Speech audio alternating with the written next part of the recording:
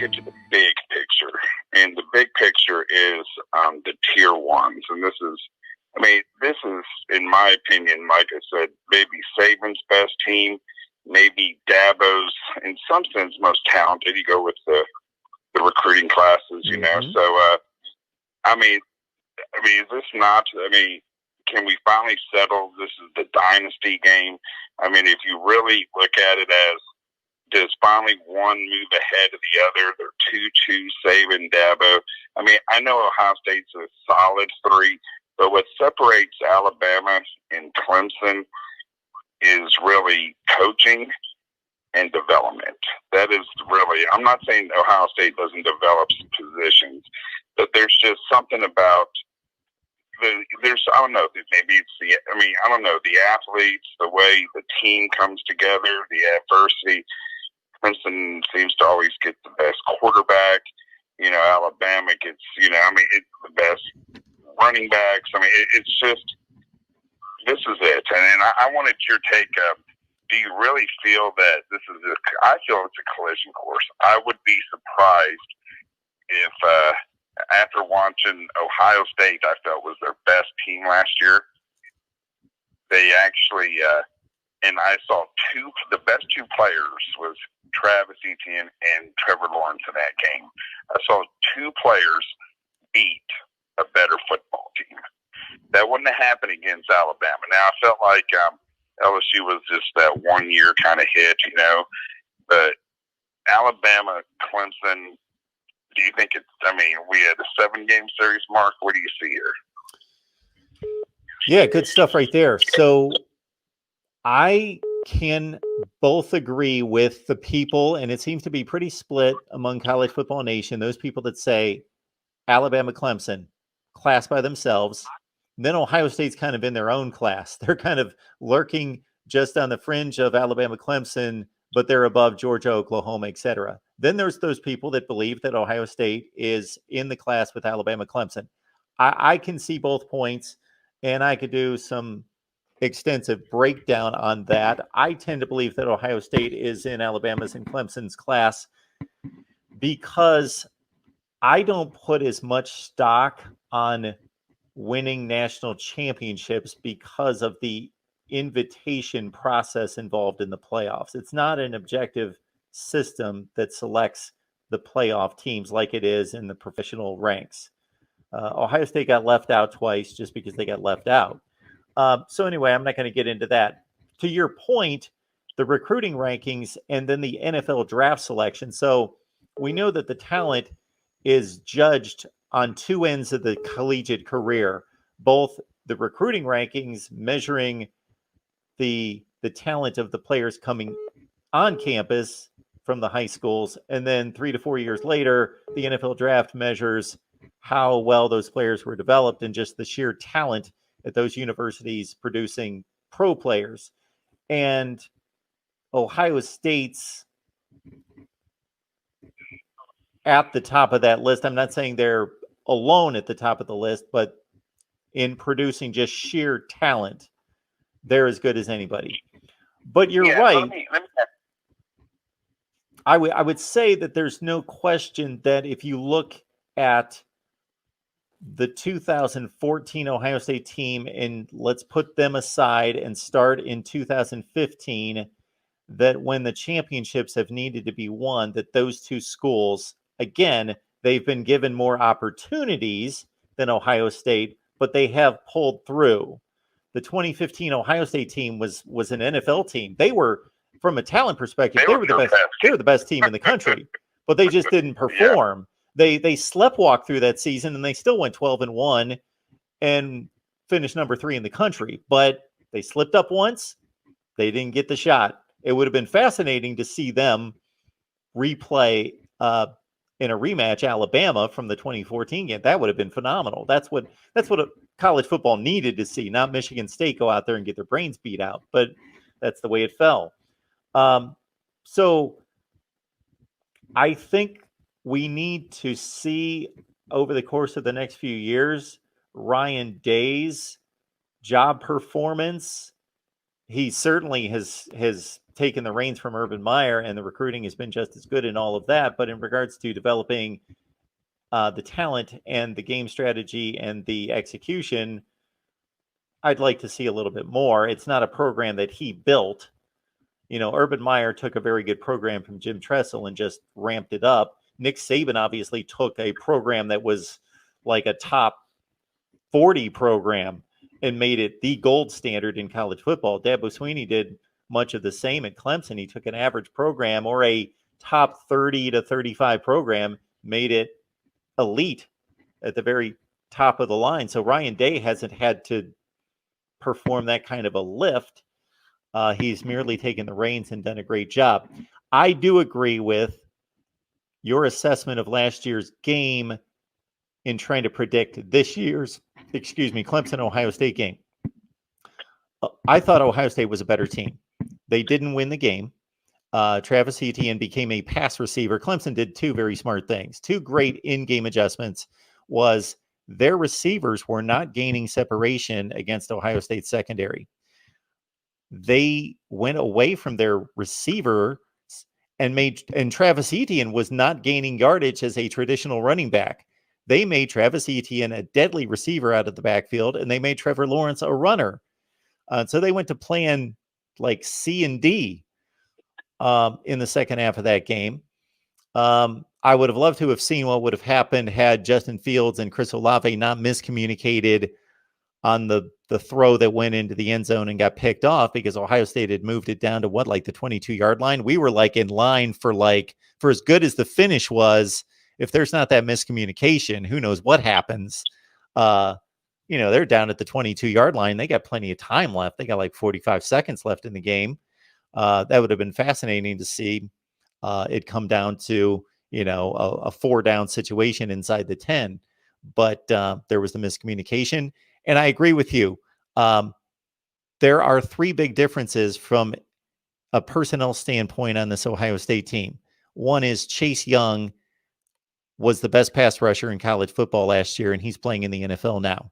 So now Ohio State's replaced him with a lot of good players, but not game changers. So they're not going to get to Trevor Lawrence. Chase Young didn't necessarily do that, but they had to overcompensate for his side of the line and freed up other players. Number two, Jeffrey Okudah was a top 3 player selected in the NFL drafted corner and arguably the best cover corner in college football. Ohio State hasn't replaced him. And despite what Trey Sermon did against Northwestern, they've not replaced J.K. Dobbins. So Ohio State lost the game, but I thought was a slightly better team than Clemson last year. But they've downgraded, and Clemson has, to your point, upgraded. So can I ask you a question, Mark, on this? Sure. Can you hear me? Of course. Yeah. So here, I think you brought it home perfect, and that's why I love your channel. I want to say that now there's really 4 teams that really, when it comes to recruiting, you can actually say Georgia, with Alabama, Ohio State, on a certain level, the way with their interior. I guess the thing that bothered me throughout time, because I know Ryan Day's the head coach, but he was the offensive coordinator too. And during this, I just don't understand how you don't see I don't see Alabama or Clemson ever getting blown out. Unless I know they played each other, blew each other out. But anybody that knows football, Alabama was inside the red zone 4 times, didn't even get any points in the title game. Clemson 24-6, that was a couple plays. My point is, the Iowa thing, you shake your head and you're like, these athletes. And then you see Purdue, and and then to them when they match up against Clemson, they shouldn't be shellacked 31-0 in any bowl game, even if it was a rebuild after that amazing 15 NFL squad. They still had top classes stacked. So I guess that's probably, and that kind of leads to my argument towards Georgia. Here they are with all this great recruiting. They finally right there with Alabama. They're saying, oh man, maybe Alabama's not the most talented roster, but it's like they can't get over the hump. How do they, Is it a coaching issue? Kirby's great at recruiting. Maybe he's not an elite coach. But then again, now they finally throw a quarterback in there. Could you imagine if they would have had Daniels all season? Could we be talking Georgia? And that defense, my God, that defense lined up this year and with a pulse of a quarterback to get it to their playmaker. So, I don't know. Do you see anybody else? Do you think I know it sounds like the gap ain't too big to you with Ohio State, but you really believe Day is the right coach? Because Clemson's like that new Brees. Like, remember, you and I have been around a while. Miami of the 80s. Yeah. That's what he did with Clemson. And you're right. Nick Saban took a blue blood and brought it back and took it to Bear Bryant plus. So, I don't mean to talk too much. It's just good to hear from you. No, it's good stuff. And thanks a lot. No, thanks. I just like listening to good analytical and listening. I don't know if this is going to be Alabama Clemson forever, or does college football needs to sit back and say, calm down. Ohio State's they're not going to be. LSU, that's another thing. How do you lose 5 games when you recruit? So is Ed Orgeron, is he a Kirby Smart? Great recruiter. And, and Ryan Day, like you said, maybe the verdict's still out. He's got stuck with a great Meyer roster. And we'll see going forward, what he does. So, well, your point about the Iowa and Purdue games, Ohio State fans can't argue that away. They happened, and it happened twice, and the scores aren't just alarming. The opponent is alarming. So you mentioned Clemson and Alabama having 2, and I'm glad you went a little bit deeper, and that's what we try to do here, is not just, okay, the score was 44-16, the score was 24-6. Yeah, I watched every play of both of those games. Yes, it was a 44-16 Clemson win. At the end of the first quarter, I remember sitting there, and I even rewatched the end of the first quarter the next day, because I thought, was Alabama that close to taking a commanding lead? I think they were up 16-14. They were up 60. Right. So you were at the game. They were up 16-14, and they had a stupid penalty inside the 5-yard line that cost them a touchdown, where they had to kick a field goal on one of those drives. And of course they had the pick 6, and you can't, it's part of the game, but Tua made a bad blunder, and they had the pick 6 right out of the gate. But Alabama in total yardage was dominant in the first quarter. The number they were on the pace for 1,000 yards in that game in the first quarter. And they let it get away from them. But you're talking about playing another elite. You're not talking about playing an Iowa team that's the 30th best team in the country, or a Purdue team that's like the 45th best team in the country, and losing like Ohio State did. Yeah, those are inexplicable. Those are coaching blunders, lack of preparation, being out coached, allowing your players to buy into just having that letdown week that Saban and Dabo have not allowed their teams to be victimized by. When Saban lost to Ole Miss 2 consecutive years, those were really good Ole Miss teams. And they didn't get destroyed. They lost. They lost close games. Dabo lost to a Pitt team. Yeah, that was an aberration. And what gets lost in that first Clemson championship, they should have lost to NC State. If the NC State kicker makes a kick with 15 or 20 seconds, we never see them play Alabama in the national championship game. But they lucked. Sometimes it takes a little bit of luck. But they weren't losing by 30 points. They lost to Pitt by 1 point. So I think your point is very valid about Ohio State being right there, but there's something not quite at the level of Alabama Clemson in the coaching and development aspect, and in the game management and strategy aspect and adjustment aspect. And then also, if I can just respond to your Georgia comment, I think we have to remember in giving Georgia, when we were sitting here at the same time last year, I was saying, Oklahoma earned that playoff spot. They had to be selected. I totally agree with it. But if we're just selecting the 4 best teams, it's Alabama. It's Alabama, even with Mac Jones and us not knowing how good Mac Jones was going to be, and just us barely just seeing him start to develop at the end of last year, because Alabama's not going to be losing to LSU by 5 touchdowns at halftime of the playoff game. So those were the 4 best teams. Similar to this year, I don't know if Notre Dame's the 4th best team. Maybe Georgia with JT Daniels is the 4th best team.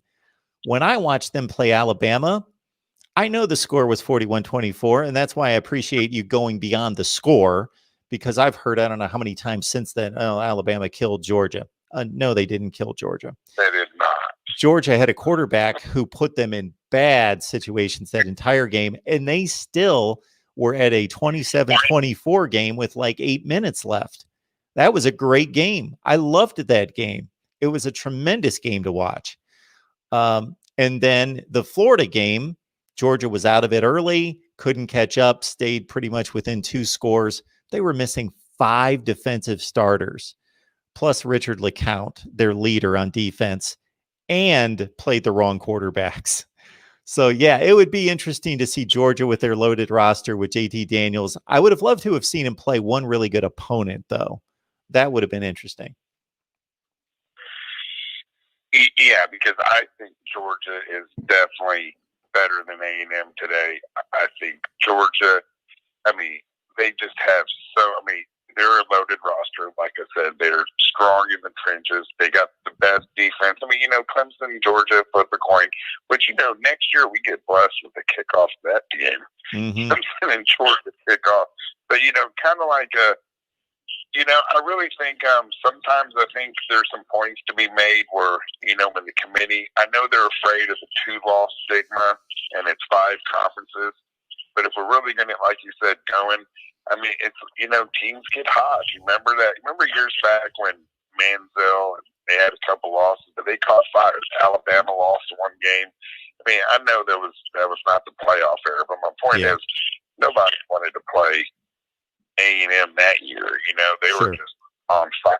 And, when you get teams like that, we've seen USC teams catch fire, and all the Carroll teams that choked nobodies. Now, my God, can you imagine how many? So, he would have won in a playoff era. So, I guess with Ohio State, the respect's there for the whole program. I think that when you talk to an Ohio State fan, what I try to understand is that they get so defensive, they throw up 50, 100 years and all that. I'm an Alabama fan. I'm like, hey, we've been there too. But, let's just sit back and do it on the field. Clemson has really got underneath Ohio State's game, man.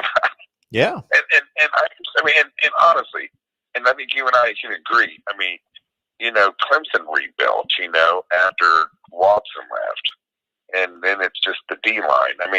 I just don't see how that recruiting, Ohio State's top 3 every year. They've had and sometimes 2, and, but they're always top 5. And if you're top 5-ish every year, and you're stacked many years, I don't know, man. I don't see how they should ever get blown out by any program in college football. Alabama maybe when they're stacked with number 1 classes. Yeah.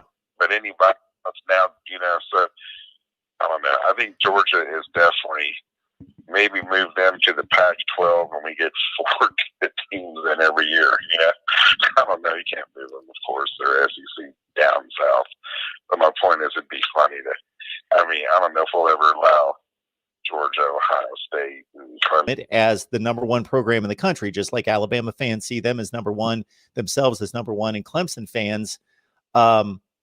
And so if somebody's going to put you at number 2 or number 3, it just doesn't sit well because you want to be number 1. And those are really the only 3 fan bases that can have a claim. Well, Alabama and Ohio State have they're the only 2 that can have a claim historically and in the moment. Clemson obviously has joined the party just in the last 5 years. Not that they didn't have like a top 15 all-time program, but they weren't this, of course. So I just think that gets under the skin of Ohio State fans because of just that. They've been so close to being like, if you look at Urban Meyer's tenure at Ohio State, the man lost 9 games in 7 years. And when you lose that few of games, they become crushing, because for as great as his run was at Ohio State, which I believe the numbers are 86-9 and a national championship and basically owning the Big Ten, if you pluck like 2 other wins out of he was this like razor close to just having this just ridiculous run. You know what? I want to touch on that, Mark. You know what's great? If you look back, honestly, I mean, and it was supposed to be this way. It would have been good because it's the geographic. Would we not think? Remember when Meyer got it the first year, Saban got Clemson? I mean, I was telling myself, this is going to be Meyer Saban for the next 5 years. Yeah. Who would have thought that Clemson sat in Ohio State? Because it was supposed to be. And then, it just destroyed me to see Meyer leave Ohio State. I mean, to me, I think that, I just hated that situation because, I'm telling you, Meyer's a good motivator. He doesn't lose last year. I don't know. People can agree to disagree, but Meyer wins last year. Last year, Meyer gets a ring last year, but I don't know. Ohio State fans can live a day, I guess, but I don't know. There's something about Meyer and his motivation he can't still pull off. He lost a little of his fastball lately. I don't know if it's Dabo's swing. We're going to go into history, and we'll probably have an ESPN 30 for 30, and they'll talk about Dabo and Nick when it probably could have been Nick and Urban.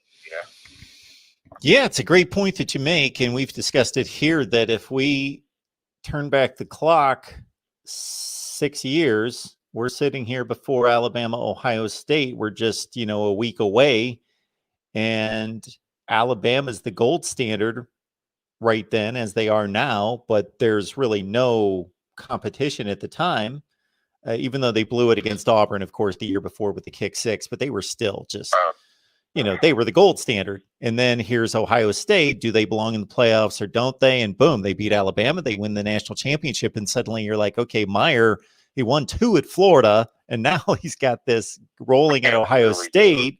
And who Saban is, this is going to be phenomenal. And Ohio State went into 2015 the consensus number 1 team in the country, and it should have been, they only have themselves to blame. They lost the wrong game. They should have lost to Rutgers that year, not Michigan State, because if they would have lost to Rutgers, then they would have beat Michigan State head to head and still gone to the Big Ten championship and with 1 loss and gone to the playoff. But they lost the wrong game. Whereas Alabama, I don't know. Well, you're a big Alabama fan. You would know this.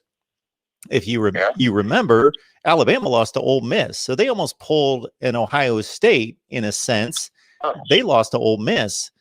But Ole Miss then turned around a few weeks later, and they lost that crazy overtime game to Arkansas, where Hunter Henry threw the ball over his head on 4th down, and there was a melee for the football, and Alex Collins picked it up, and they won like 52-51 or whatever it was. And if that doesn't happen, then Alabama doesn't go to Atlanta. Ole Miss goes to Atlanta, and maybe Alabama still gets selected. I don't know, but they're in Ohio State's shoes. They got a loss. Everybody thinks they're one of the 4 best for sure, but they don't even get to their conference championship game. But I just think we were robbed of Ohio State, Alabama in 2015. That would have been phenomenal. And I think, and I agree with you, and I do think Ohio State 15, it goes down as the greatest. That game would have been just incredible. It's funny you mention that because I remember what was funny was you mentioned the Ole Miss, and he got a couple on Nick Saban, and what was funny was they jumped up 24-3 of that, and Alabama had to come that next year when we played Watson, the first time in Glendale, I mean, it was 24-3 in the second quarter. We stormed back and jumped up double digits, and then here comes Hugh Freeze. And then by the time that game ended, I'm like, man, I never want to play this Ole Miss team again. What is going on here? And this team can just, he was good. But but going back to Ohio State, like I said, that 15 Buckeye team, and I mean, really, against Michigan State, they had 3 quarterbacks, and I just cannot believe that. I mean, Michigan State at home too. I mean, I just can't believe they were within 30 points of that game. I mean, I don't know. Ohio State can have been off as bad as they were. I know. I've watched that tape. You know what it reminds me of, Mark? I'll tell you what makes me sick in the NFL. This is just a sports fan, and you'll remember that. You remember? I'll tell you one game that makes me sick to my stomach, and I'm not even a fan of either one in the NFL anymore. I used to like the Broncos. Remember when Elway got his second ring? Remember, I was like, this is going to be the greatest Super Bowl. I saw he hadn't missed a kick all year. Minnesota up 7. Absolutely. Gary Anderson. Yep. And Anderson missed it. And I'm sitting here thinking, I was sick as an NFL fan because I'm sitting there thinking, man, that people don't understand. We probably was robbed of the greatest matchup in a Super. It was 16-2 against 17-1 Minnesota, and you know what? That's the way it felt in 15 when Ohio State lost. I was an Alabama fan because I wanted, Saban against Meyer bad. I mean, in Alabama, when you're a competitor, Saban, we say we ran him out of the SEC, and then he got us back in the playoffs. He didn't run us out. He always wanted Ohio State. And I think he got stressed at Florida, of course, which, he laid an egg his last season. But he just wanted to find a reason to get to Ohio State, and he did.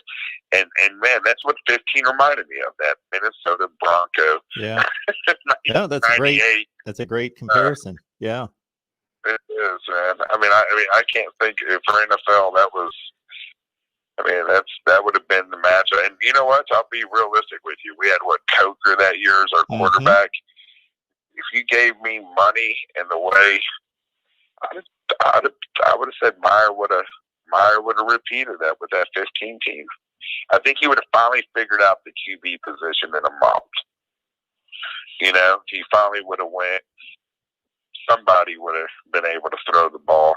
And then again, I don't know. I mean, I just love that Derrick Henry and Kenyon Drake and that family, that defense. And then we look what we got. We got one of them, 2 back-to-back. And then you mentioned Clemson. And, now how they slept walk. You remember the rematch with Alabama Clemson. Remember how no one talks about Clemson stayed at number 2. They got beat. That was the year with Syracuse or Pitt, right? Where they slept walk. Yeah, they slept walk the whole year. And as soon as they get to the playoffs, they clobber Ohio State, which shocked me. Because Ohio State went into Oklahoma. They lose the game in Penn State, which was, I just couldn't believe they blew that double-digit lead. I thought Ohio State had an undefeated season because you were talking about 15 being number 1. Well, look at this. I remember looking at, what was the article? I always remember. Alabama thrives, Ohio State survives, and they won a game against Wisconsin where they had that Rushman guy. They go in and they take it to Ohio State and the whiteout, or Penn State, I'm sorry, in the whiteout, and then they choked. And I'm sitting there thinking, okay, and then they win and then Harbaugh, look what happened to his career. He goes into Iowa, loses after, they become number 2, and his whole destiny changes. He never can get, he got an inch from beating Ohio State, and he's never been a mile since. And then look at that, man. And I could tell Ohio State had some issues kind of throwing the ball that year with Barrett. You can kind of tell. Now, he improved the following year, but you still had a thing. They still had that aura about them. And when Clemson really beat them 31, and that was another game where they led points. That was the first time I sat back and I was shell-shocked with the Ohio State, but something told me that something started. That was when it started to unravel. For not just something was going on with the program. It had to be Meyer stressing again. I don't know. Something to me just seemed that just Meyer wins the big game. That's what it was when you give him a month to prepare, and it doesn't matter what the 15th team's gone. That team goes into Oklahoma, and I was like, they blew a game in Penn State. Fine, it was just like you said, it just happened. Just college football, like our Ole Miss. But we were going to get Alabama, Ohio State in 16, and then it just became Clemson from there on. And that to me has just been. I mean, I don't know what to say. Is it Dabo, or does he have an eye, which the 5 recruiting class can't figure out? What do you think it is, Mark? How does he find all these diamonds?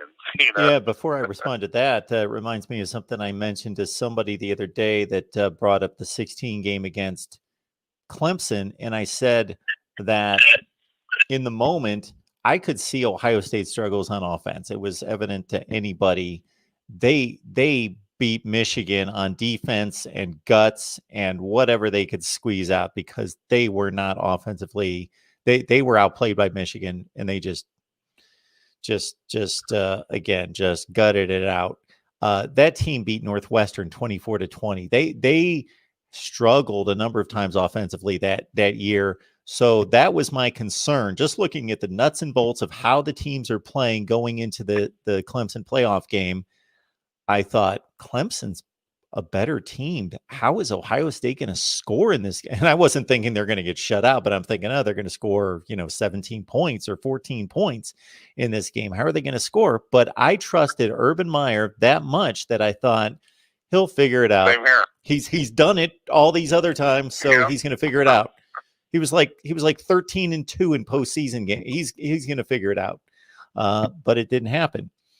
In terms of the Clemson, so basically your comment was that they're, for as good as they're recruiting, they've even developed beyond the recruiting classes. I think that was the turning point. I think what I'm saying. I think when they won that game over Ohio State, I mean, they always go back and re-recruit. I mean, Dabo is always, I think, here's what I think Dabo built. If you go back and look at Clemson, this is what Dabo found. He found great quarterbacks.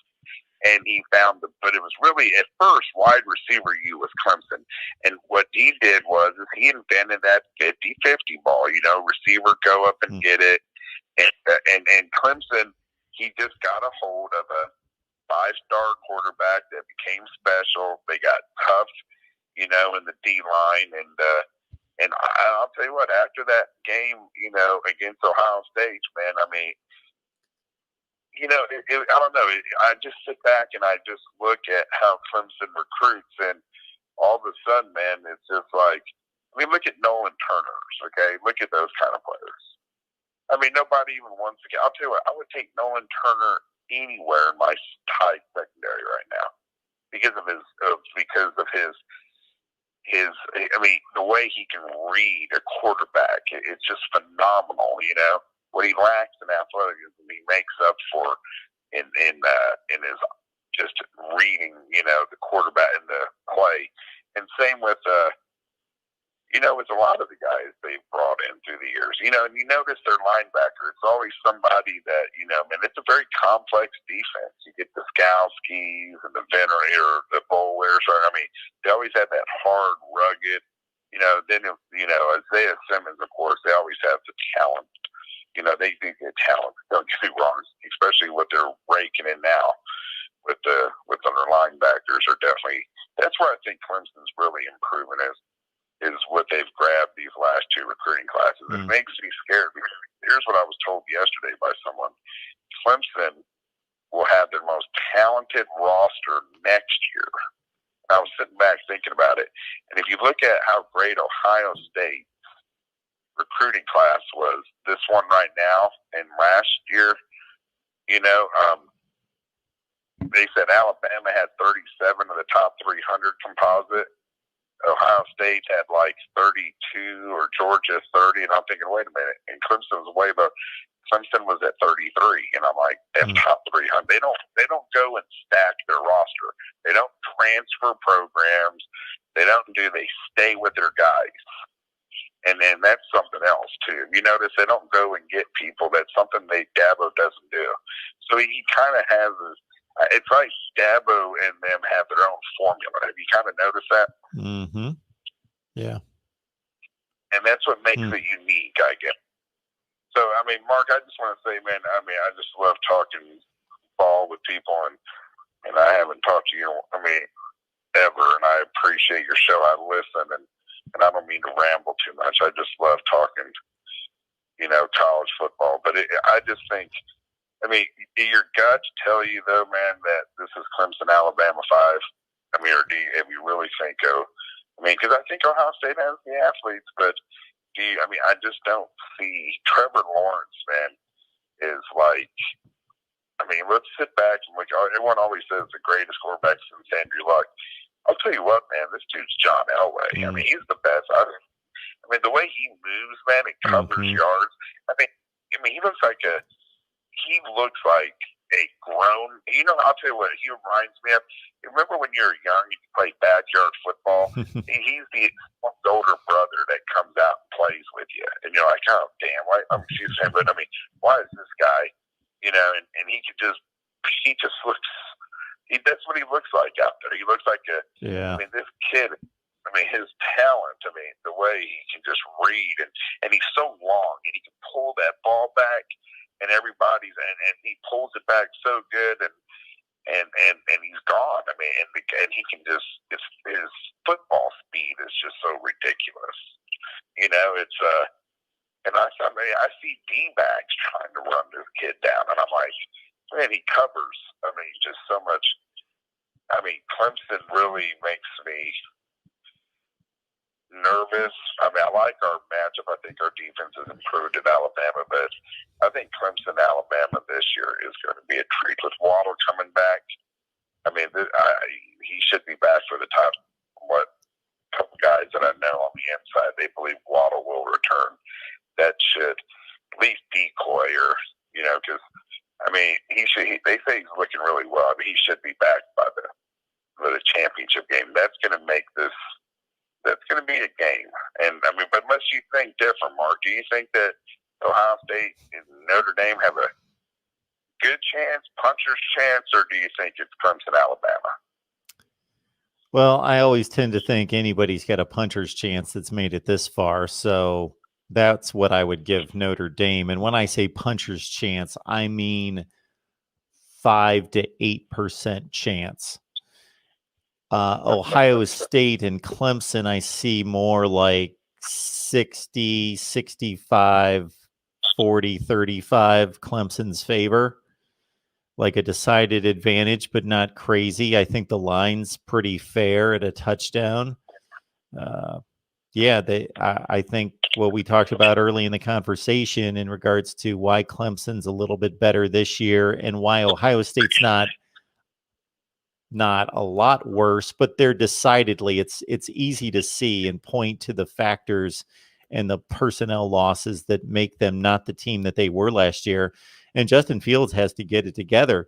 I was awaiting to see the Justin Fields in the playoffs this year that we were robbed of seeing last year because he hurt his knee with 4 or 5 games left and was wearing a brace and was compromised. But now we're getting a Justin Fields who's going through his worst stretch of quarterback play as a thrower at Ohio State, where he was on fire entering the playoffs last year. He's struggling right now.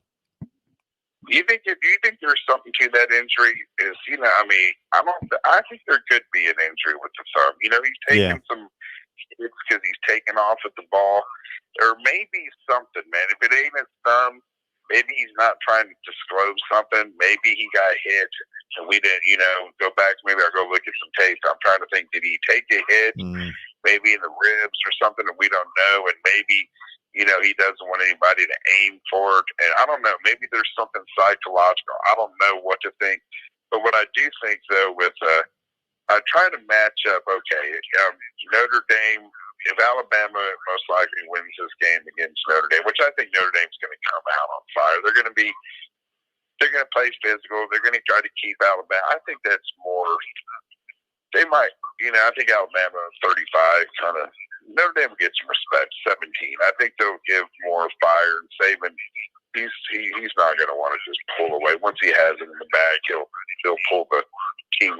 But when it comes to Clemson and Ohio State, now look, they're fresher, and Ohio State is fresh. I know they don't have the Chase Young. They do have the recruiting classes. They have athletes. I'm just trying to think which team matches up with Alabama. I like Clemson's secondary. I like. They got Booth, 5-star Kendrick, 5-star Sheridan Jones, Turner back there in the back. Man, and I think when you're trying to look for a great title game, now I'm speaking as a college football fan. Of course, if it was up to me, I'd want to win 70-0 against Clemson. It's just not going to happen. But if you're going to say, hey, can we get a great national championship game this year?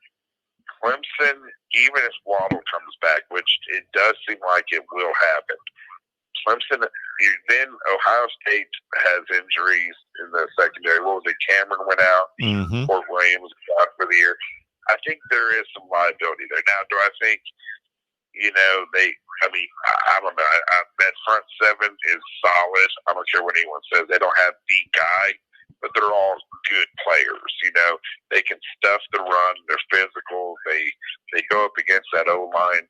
And I think Ohio State's best chance, is let's see what that O-line can do. I would really try something different. I know they like to go fast-paced, Mark. Mm-hmm. Do you think it's best Ohio State invented a different formula and say, look, let's line up and let's just stay with running the football. Let's take time off the clock. Let's not give our defense any time where we have to get any 3 and outs. Let's play for a first down. If it's 3rd and 3, of course, let's just run it. Let's burn another 45 seconds, and we'll punt it.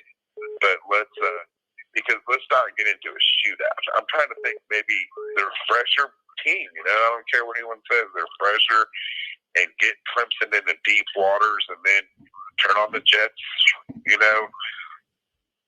Fourth quarter, things happen. People make plays. People make mistakes. What do you think the best strategy for Ohio State? Well, that's one that you usually don't go to when you've got as much talent as Ohio State, and you've got the mentality that Ryan Day has.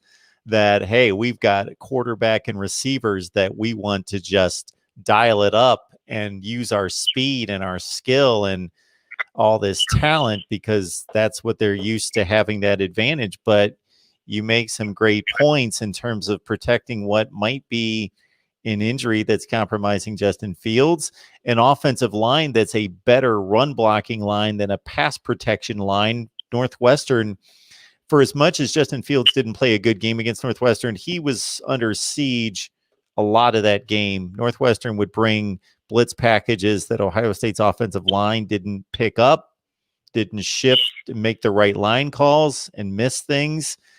And the run blocking, though, was exceptional against, again, not as talented a defense as they'll see this time with Clemson. But Northwestern's, they're really good on that side of the ball. And they got mashed up front by Ohio State's offensive line. And Ohio State's offensive line outplayed Clemson's defensive front last year in the playoff game in run blocking. They mashed them with Dobbins. So what you say makes a whole lot of sense.